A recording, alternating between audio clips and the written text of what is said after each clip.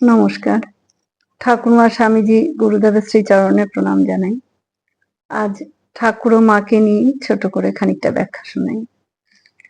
ঠাকুরের কাছে মনের কথা জানিয়ে প্রার্থনা করবে, প্রাণের ব্যথা কেঁদে কেঁদে বলবে, দেখবে তিনি একেবারে কোলে বসিয়ে দেবেন। মানুষের আর কতটুকুই বা বুদ্ধি, কি চাইতে কি চাইবে, শেষে শিব গড়তে গিয়ে বানর হয়ে যাবে।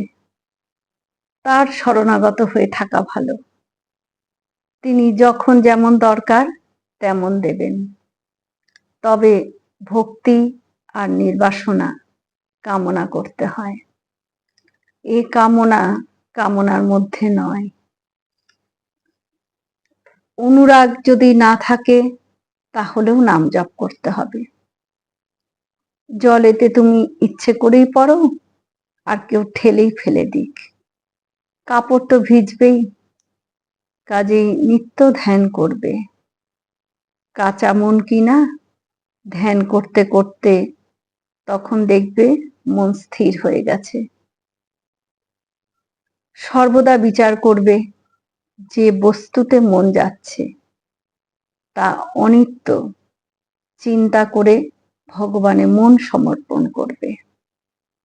একটি লোক মাছ ধরছিল, পাশে বাজনা বাজিয়ে বর যাচ্ছে, কিন্তু তার ফাতনার দিকেই দৃষ্টি।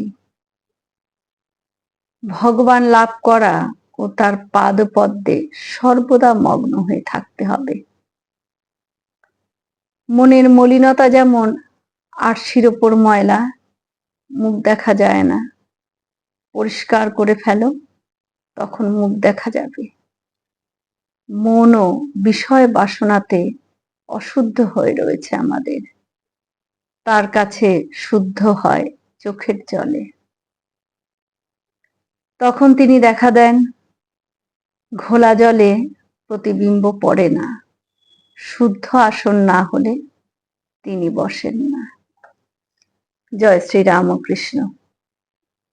আমরা সকলে মিলে একসাথে বলি, জয় মহামাই কি জয়, জয় ভগবান শ্রী শ্রী রামকৃষ্ণ দেব কি জয়, জয় স্বামীজি মহারাজ জি কি জয়। হয়তো অনেক ভুল ত্রুটি হয়ে গেল, ঠাকুর যেন আমায় ক্ষমা করে দেন। সকলে সুস্থ থাকবেন, আনন্দে থাকবেন। ঠাকুর মায়ের কৃপা দৃষ্টি সকলের ওপর বর্ষিত হোক। শুভরাত্রি।